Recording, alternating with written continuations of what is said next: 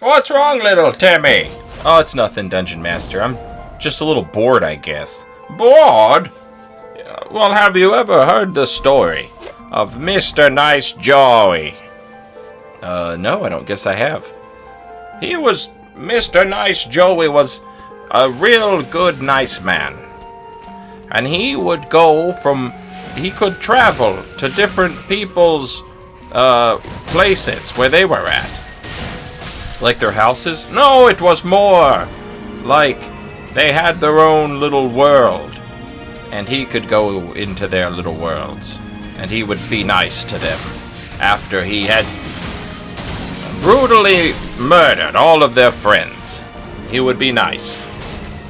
Well, that doesn't sound very nice at all. It was so nice of him. And one time he was trying to be nice to this man or woman, whatever. And he was trying to be nice, and then a blue person showed up. And you know what the blue person did? I guess they probably joined in all the nice activities to be nice. You would think that, but you would be wrong like an idiot. They tried to hurt Mr. Nice Joey. Wow. What did Mr. Nice Joey do? The only thing he could do in a situation like that. He killed them. Had they been nice, they could have helped the poor person. But they didn't, and they weren't, and so they died. And Mr. Nice Joey, he was so sad. Well, did he ever have a time where he was nice and it worked? Yes, one time, and they say still to this day, if you go into that sealed cave down yonder near Kaled Way, that you'll find him sometimes being nice. Wow. Well, what's one time when he was nice? What was that like? Well, he showed up, and there were all these people in the cave, and he just started blasting them with a big ballista with giant explosive bolts. He was just kerpow, kerchow, blowing them up. And then he would run and hide.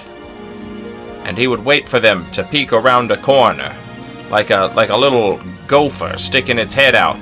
You ever seen a groundhog, I guess? Yeah.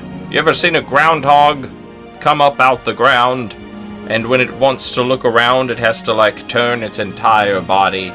It can't just turn its head. Its whole body has to turn. It's adorable. It's very cute. Anytime he would see them do that, he would blow their head smooth off with a ballista. And then the blue people started showing up again.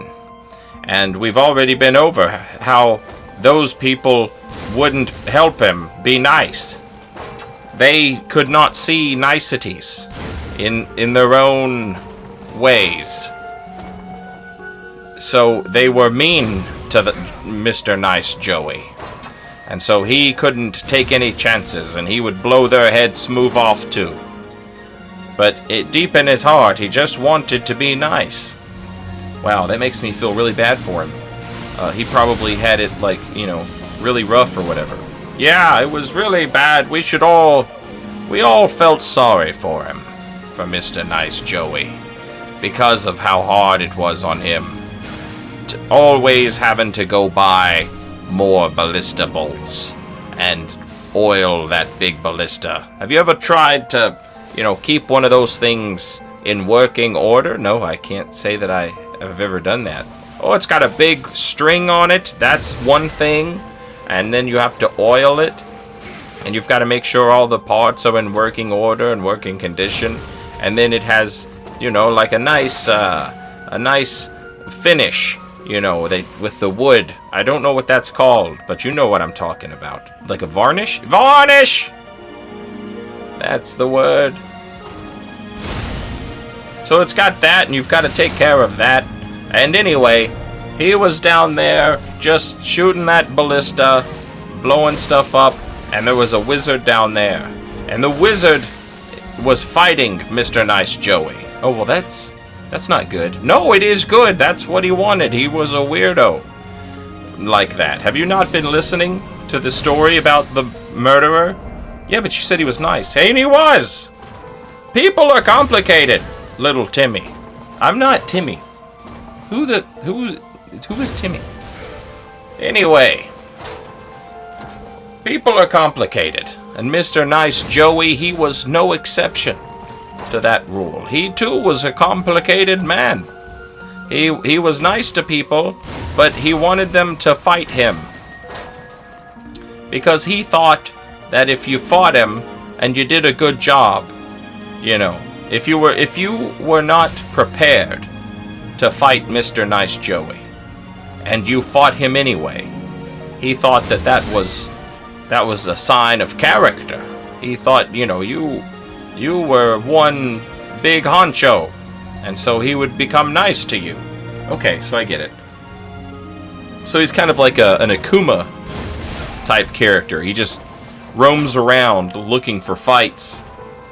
Except, I think Akuma's whole deal was like, he wanted somebody to kill him in battle. If I remember that right.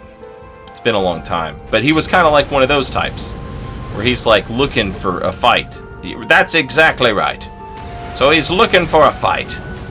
And if you give him a fight, then, you know, he thought that was really cool. But those old blues, they were always so mean to him. You know, they say that all of the blues, they say all of them, turned blue because of how sad they were that they never got to know Mr. Nice Joey. Well, I'm not sure that that's accurate. It is. It's proven by science. So you're telling me if I were to like look it up, that's what it would say. You could find it somewhere that it would say that. Yeah. Yes. Someone somewhere would have had said that, and that's who I'm citing as a reference. And if I find someone else saying that that's incorrect, then of course that would be something that you would consider and maybe change. Nope! Nope, my mind's made up! That's just how I am. I'm just that type, you know, once my mind's made up, there's no changing it. But anyway, Mr. Nice Joey. He showed back up, he said hello to the wizard, and the wizard said, "Oh, I'm so tired. I'm so tired of all the fighting and a fussing." And so Mr. Nice Joey, he healed him up, and he gave him some items. And he said, "Here, you take these, okay? And you go on about your adventures. And I'm going to leave now." Well, that's really nice of Mr. Nice Joey. Now, did it ever feel like Mr. Nice Joey, you know, like someone wasn't giving him the fight that he wanted? Yeah. Oh, yeah. One time down in the Mogwin Dynasty, there was this guy who was running around, and he was wearing that big old cowboy suit. You know the one. He was a big rotund cowboy. And he was so high level. You remember how I said that Nice Joey, he wanted to feel like people weren't, you know, like if you weren't prepared for the fight that he gave you, it would make him be nice. Well, it definitely felt like this guy was prepared. And so Mr. Nice Joey just said, "That's enough." He said, "Enough's enough," and he tried to cut off his big cowboy hat. But it didn't work. He was so rotund and big that even though he chopped his head clean off with a scythe, there was so much fat around the neck muscles and the tendons that his head just stayed attached, just barely, just a flopping around like a Pez dispenser. Except instead of dispensing delicious chalky candy, his Pez dispenser would just flap up and down and squirt blood everywhere for a 3-yard radius. That is disgusting and intense. I don't think I would even want to live like that. Well, who can say? Perhaps neither did the big cowboy. Perhaps it was all just his animal instinct taking over, keeping him alive and fighting. They say that he was taking his flask, his healing flask, and just pouring it directly into the gaping wound in his neck, and instead of drinking it. That is disgusting. It is disgusting. But do you want to know what's even more disgusting than that? Little Timmy. Again, I'm not Timmy, but yeah, go ahead. Well, he hid in the shadows of the darkness. Did nice Joey. And he lit up the darkness. And like a trap. It was like a trap to him. He was saying, come on in this darkness, it's not so dark. Won't you come in my darkness? That's what he was saying. He even went so far as to turn off his little hand lamp, so that the big cowboy and his friend, they wouldn't see him waiting in the corner, like the end of the Blair Witch movie, except instead of the good guy, being the one who's looking in the corner, it was the dangerous one. So in they came, and he struck like a bandit. Like a bandit did he strike, with his powerful scythe. And now the big cowboy, he had given up on because he'd been parried, remember? So he switched his weapon to something else, to try that. But then, he switched it back, and he got parried again. And he got his head ripped on again. And this time it was just barely even on. And it was disgusting looking. And he could only stay alive for a short time after that. Like a limited time offer for a half off of a milkshake in the hot July sun. It's going fast. And so too was his friend. His dumb friend. And it didn't feel like Mr. Nice Joey was very nice on that day. But it was because he felt like the people that he had met were looking and ready for that fight. So they couldn't impress them. They couldn't impress him with their fighting spirit. And then another time, a similar thing happened, where old Nice Joey was just out there, looking around, and then he saw one of those yellow wizards. And Nice Joey was not a fan, typically, of the nice yellow wizards. They had to do a little more if they wanted to win him over. And this yellow wizard just absolutely went hog nuts, Big Bill Wild, with his magic damage. And Nice Joey thought to himself, this is disgusting. And so he pulled that old scythe back out. You know how he likes to do, turning his opponents into weird Pez dispensers, or some other thing that opens its head in an unnatural fashion. I can't think of anything right now, but there might be more things besides Pez dispensers. Do you even remember Pez dispensers, little Timmy? I mean, I do, but maybe for the sake of our audience, we could go over the fact that a Pez dispenser was just a little plastic, tchotchke, a little plastic toy almost, with a cartoon character's head on top of it, and it was a little tube with a character's head on top of it. And the tube was loaded with just these kind of gross tasting candies. They were like hard, chalky candies. And when you opened up the cartoon character's head, it would dispense one of those little pellets of candy out. And that's a Pez dispenser. I don't even know if they still sell those things or not. But that's what we're talking about when we're talking about, decapitating fat cowboys, or whatever this video's about. That's a good job you've did there. I'll take over from here. Anyway, old nice Bill. There he was, and he had taken care of the wizard. And you know what? It was a shame, because old Teddy that he was fighting, he seemed like he had the heart of a champion, but it was too late, because he had his friend with him, and his friend had not won the popularity contest with old Nice Mike. I thought his name was Nice Joey. Whatever. That's not what matters. Names aren't important, little Timmy. You'll learn this one day. It's not the name of the thing that makes it the thing. It is the essence of being and the divine spark of life. One guy blew himself up. Alright. I mean, was he nice to him? Nope.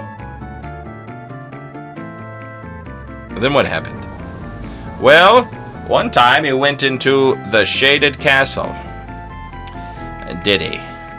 Old Nice Joey. And he was just looking for his opponent. Who could they be? And he got out his trusty Zvivanda. Wow, you're really good at pronouncing that. Zvivanda! And everyone just pretended like it never happened. Okay, am I supposed to be seeing something? Because I feel like you didn't tell a story, and then you just said, and everyone pretended like what didn't happen. And then one time he was out there in the cold, frosty way, and the guy had the moon veil. And the moon veil's one of those things where he could never. It's not that he had anything against them personally, you know. It's just that, you know, he just never really clicked with moon veil. So Nice Johnny was never nice to the moon veils. And, you know, now the other guy, he might have been nice to him at some point, maybe, but not to the moon veil. I guess it's because, you know, it doesn't really matter, your skill level. If you've got that old laser katana, you're pretty much ready for anything. So old Nice Joey took his sword and he plunged it deep into his heart. And he was not nice to him. One time, he was on the tree, the big tree house. And he got out that old ballista the way he did. And he took a shot. And boom, he knocked a guy clean off the tree. And then another guy. Boom! Clean off the tree. Just back to back. Wow, that's good shooting, Tex. It sure was. And then he got out his trusty dismounter. And he went chasing after the guy. And he was gonna be nice to the guy, but the guy had 2 whips. And also a bow and arrow. So he wasn't nice to him. Well, it sure seems like he just gets to pick who he's nice to, and it's true. I didn't say he was a role model. Anyway, shut up. It turned out that one of the guys lived. Whoa, really? After getting blowed off? Yeah, he lived. But then he rolled off, and this time he didn't live. Man, so it was kind of like a double twist. It was like an M. Night Shyamalan type of thing. That's exactly what it was. An M. Night Shyamalan kind of thing. But he knocked the guy far away with his dismounter, and then he chopped his legs off. Yeah, you know, I'm having a hard time connecting to this character, because I feel like you want me to think that, like, oh, he's a nice guy underneath it all, but he has all these, like, weird rules about who he's nice to and who he's not. And it kind of seems like if you're, you know, like, I'm not saying you should have to be nice to everybody. I'm just saying that, like, if you have certain people that you're just like, I'm just not nice to them, ever, under any circumstances, then it doesn't really... He killed a wizard with a lightning strike. He said, chow, bam, bitch, and he just rammed that lightning straight down his dick. Bazap into the water. Okay, that's just awful that he would do that. It was, but boy, it looked cool as hell. And then the other guy had the frenzy stuff, and so I was all like, hey, you like all that frenzy stuff, do ya? He had the, you know, that big shield, and I was like chopping at him with the Zvivanda. And I thought I was like, all right, well, you know what? I'm gonna switch over to my scythe, and I'm gonna pull that bad boy out, and I'm just gonna start a chomping on that shield. And I used Royal Knight's Resolve, and when he jumped at me, I hit him with the running R2. Boom! Chomped his head smooth off like a Pez dispenser. And the other guy went for a Radon. He went for the Radon thing. And I was like, oh, none of that. And then I jumped behind him because he tried to do like a guard counter. So I switched back to the scythe because he had a shield, and boom, just chopped him up, and then boom, slicing at him. And then I waited for him to block, and then I went under the guard counter and head smooth off. Okay, Dungeon Master, you keep saying you now. So you've gone from nice Johnny or Joey or Mike or whatever. You have all these names for this guy. Okay, but then in this last one, you just got really excited about it, and you said it was you doing this, and it sounded like you were enjoying it. Well, one time he went back in the cave. Remember, at the very start? And he was so nice. He was so nice. Okay, well, tell me about the time that he was nice again, I guess. He was just blowing their heads smooth off with the ballista. You know how he is. The guy was naked, but he had two friends, right? One of the friends was using the twirly whirly bird. It's the pole dancer's blood blade. But they also had a shield. Then there was another one, and they were using the grafted Scion the grafted greatsword. And then they were using Black Flame Tornado. And they were trying to get him on the roof, but that's not how it works.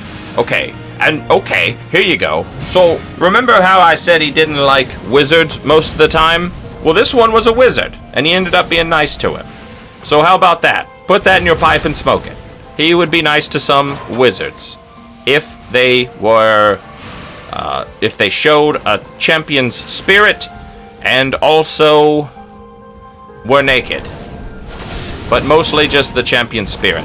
Anyway, that pole dancing blood blade whirly twirly bird came at me and just knocked me right off the roof. You're doing it again. You've gone back to just saying it. And then he was chasing at me around. So I used my phantom bloody finger to reposition myself. Boom! Right back on top, bitch! Where I belong! Ain't nobody gonna keep me down. Dungeon Master in the house. So then I back up top, right? And I just start blasting. Chuck chow, bow, chuck chow. And I'm just shooting at these guys. Well, I gotta get a good shot first. Here they come. Watch this. Chuck chow. Oh, he saw me. He's wise. He's wise to me. What about this guy? Is he wise? No, he's not wise. I just took his legs off. I turned him into a Metallica song. And then the other guy, too. Darkness. Imprisoning them. You know what I'm saying? But then here come the wizard to fight me, right? And I was like, well, look at the balls on this guy.